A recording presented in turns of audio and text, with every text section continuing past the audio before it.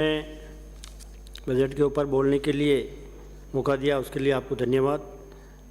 सभापति महोदय, मैं निवेदन करूंगा, सरकार ने जो चिरंजीवी योजना लागू की है उसमें ये नहीं देखा गया कि 25 लाख रुपए का इलाज तो आपने कराने के लिए लागू की है योजना, लेकिन इसमें कमियां नहीं सुधारने का काम किया है। अमृत कौर अस्पताल में या और किसी भी अस्पताल में जहां पर भी ये योजना लागू हो रही है उसमें सरकार के द्वारा इसकी जांच भी करानी चाहिए।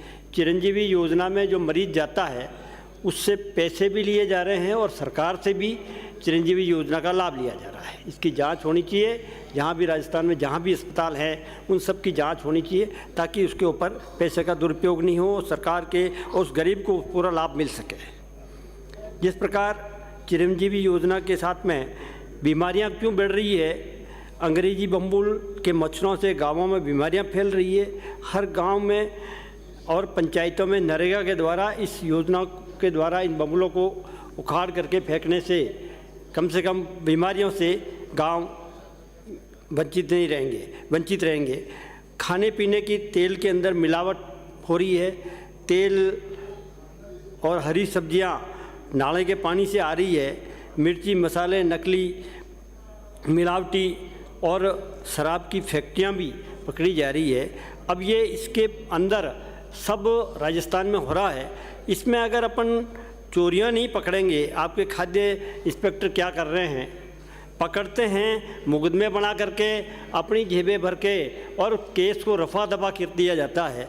कितने लोगों को सजाएं दिलाई है। ऐसा एक सख्त कानून बनना चाहिए। उस अधिकारी को भय होना चाहिए कि मैं इस प्रकार के इस केसों को रफा दफा करूँगा तो मेरी नौकरी जा सकती है। इसलिए ऐसा सख्त कानून बनना चाहिए ताकि वो अपनी जेबें भरने की बजाय जनता को इसका लाभ मिल सके।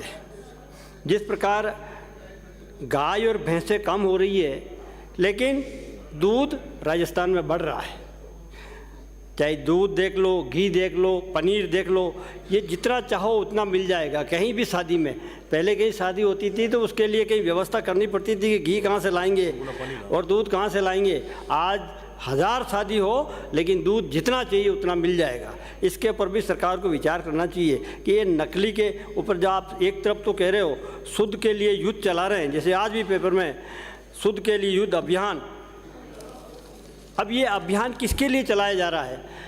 कहीं हर जनता को शुद्ध खाने पीने की चीज़ मिले उसके लिए चलाया जा रहा है या अधिकारियों की जेबें भरने के लिए चलाया जा रहा है, ये समझ में नहीं आ रहा है। तो इसके ऊपर भी कहीं की कार्रवाई होनी चाहिए। और जिस प्रकार जहरीली शराब की फैक्ट्रियां पकड़ी जाती है, अंग्रेजी शराब की बोतलें नहीं जैसी भी चाहे वहाँ फैक्ट्रियां पकड़ी जाती है। खाने पीने के जो तेल है वो जिस प्रकार भट्टियों में वहाँ गर्म करके गुड़ की भेलियों के रूप में वो आता है और गर्म करके और बेच रहे हैं सरेआम। ऐसी फैक्ट्रियों को पकड़ करके भी सरकार क्यों नहीं उसके ऊपर कार्रवाई करती है? क्या जनता को मारने के लिए उनको छूट दे रखी है? क्या यही पैसा उनके अंतिम संस्कार तक भी काम जाएगा? ऐसे सख्त कानून बनाना चाहिए सरकार को ताकि आम जनता को बचाया जा सके।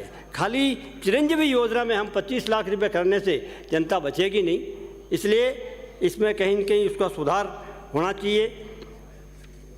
कानून व्यवस्था के अंदर जिस प्रकार चाहे किसी भी डिपार्टमेंट को ले लो, जो कर्मचारी चाहे वो शिक्षा के क्षेत्र देख लें तो शिक्षा में आज स्कूल में पढ़ने वाली बच्चियों के साथ में शिक्षकों के द्वारा उनको छेड़छाड़ी के मुकदमे राजस्थान में कितनी जगह दर्ज हुए हैं? क्या उन सरकार ऐसे जो गुरुजन हैं, ऐसे जो गुरुजन के नाम पर कलंकित लोग लगे हुए हैं, क्या सरकार उनको कभी सज़ा देने का विचार रखती है? जहाँ मुकदमा दर्ज हो गए हैं उनको उनकी सेवाएं बर्खास्त होनी चाहिए ताकि नए लोगों को नौकरी लगने का मौका भी मिल सके।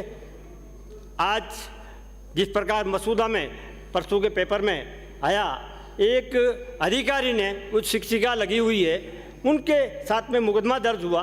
क्या ऐसे अधिकारियों के खिलाफ में सरकार ऐसे कानून बना करके पूरे राजस्थान में कानून को सुधारने का विचार रखती हैं? ऐसा मेरा निवेदन है। जिस प्रकार, अरे साहब बोलने तो दो साहब, मेरे डिमांड भी रख लूँगा दरबार, जिला सुबह बोल दिया। दूसरा मेरा निवेदन है कि जिस प्रकार सरूपा गांव है उसमें बिजली पानी की सुविधा अभी तक भी नहीं है, उसको भी दी जाए। पाली सीमा में सड़क बन चुकी है, लेकिन अजमेर की सीमा में वन विभाग के द्वारा नहीं बनाया जा रहा है।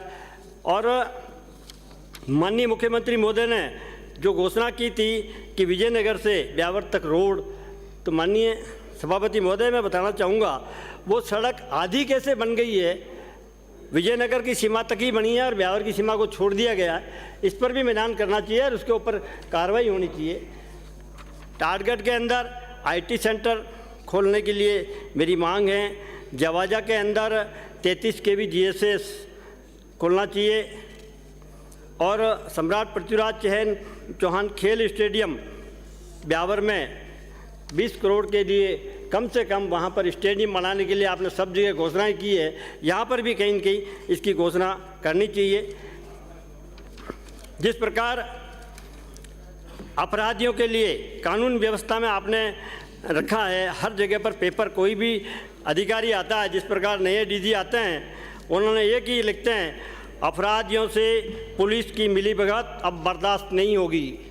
ये पेपरों में जनता को भ्रमित करने के लिए सब कुछ देते हैं, लेकिन वो आने के बाद में कहाँ सेट हो जाते हैं, जो चाहे वो SED में पकड़े जाते हैं, कहीं पर भी पकड़े जाते हैं, उनके ऊपर सरकार कानून बना करके ऐसे कोई सख्ताई से उनकी सेवाएं समाप्त बर्खास्त करने का नियम बनाने का विचार रखती है। जब तक आप सख्त कानून नहीं बनाओगे और तब तक इसी प्रकार का चाहे अपराध बढ़ते रहेंगे और पक्ष वाले कहेंगे हमारे आंकड़े कम हुए हैं, आंकड़े आपकी सरकार की टाइम में बहुत आंकड़े ज़्यादा थे। तो ऐसे इस बजट में जनता को गुमराह करने वाला बजट अपने को पेश नहीं करना चाहिए। निश्चित तौर के ऊपर सख्ताई से पेश आकर के और जिस प्रकार हमारे जनता को कैसे राहत मिल सकती है ऐसे कानून बनाना चाहिए। जिस प्रकार आज गैंगस्टर जो है अन्य स्टेट से आकर के राजस्थान में आकर के उनकी प्लानिंग बनाते हैं और पेपरों में आता है कि साहब यूपी के गैंगस्टर थे, अपने यहाँ के नहीं थे। तो ये गैंग कहाँ से मिली हुई है? आज जेलों में बैठे हुए अपराधी वो बाहर वारदात में बिता रहे हैं, सारे हथियार कहाँ से आ रहे हैं? क्या उनको मोबाइल की सेवाएं उपलब्ध करा करके ऐसे अपराधों को रोकने के लिए सरकार कोई विचार बनाने का, सख्ताई कानून बनाने का विचार रखती है? उसको वो रखना चाहिए। जिस प्रकार सार्वजनिक विभाग में आज करोड़ों का बजट हम दिया जा रहा है, लेकिन माननीय मुख्यमंत्री जी भी इस बात को स्वीकार कर चुके हैं कि अधिकारी और ठेकेदार दोनों की मिलीभगत से टेंडर हो रहे हैं, सड़कों काम हो रहा है। तो ऐसे ठेकेदारों को ऊपर सरकार कानून क्यों नहीं बनाने का विचार रखती है कि ऐसे कि उसका लाइसेंस निरस्त किया जाए और ऐसे लोगों के ऊपर माननीय मुख्यमंत्री जी जब भी जवाब देवें इसके ऊपर ज़रूर। अगर कहीं न कहीं भ्रष्टाचार राजस्थान में ख़त्म करना है और कानून की व्यवस्था को सुधारना है तो कहीं न कहीं सख्ताई से नियमों को बनाना पड़ेगा, तब जाकर के कहीं राहत मिल सकती है। चाहे शिक्षा विभाग हो, चिकित्सा विभाग हो, अस्पतालों में डॉक्टर नहीं है जिस जगह लगना चाहिए। आज जेवाजा PSC, टाटगढ़ CSC, अमृतकोर अस्पताल, इनमें डॉक्टरों की इनकी कमी है। कभी भी इनके ऊपर नहीं सोचा गया कि साहब इनको लगाया जाए। अब जिस प्रकार स्कूल हैं खोलने के लिए, राजकीय उच्च प्राथमिक विद्यालय सरूपा, फतेहपुर और देवल फतेहपुर, रावड़ी, सेदरिया, टीलाखेड़ा, रामपुरा दूधा, मालीपुरा, इनको सेकेंडरी स्कूल बनवाया जाए। जिस प्रकार सरमालिया में कृषि संकाय, दुधालेश्वर में कृषि संकाय, टाटगढ़ में कृषि संकाय और राजकीय उच्च माध्यमिक विद्यालय बड़ाखेड़ा में कृषि संकाय, जवाजा और राज्यवास में संस्कृत संकाय, राजकीय उच्च माध्यमिक विद्यालय पटेल में सभापति और कला संकाय बजट पे चर्चा में खोलने के लिए अवसर दिया। निवेदन किया है। सभापति महोदय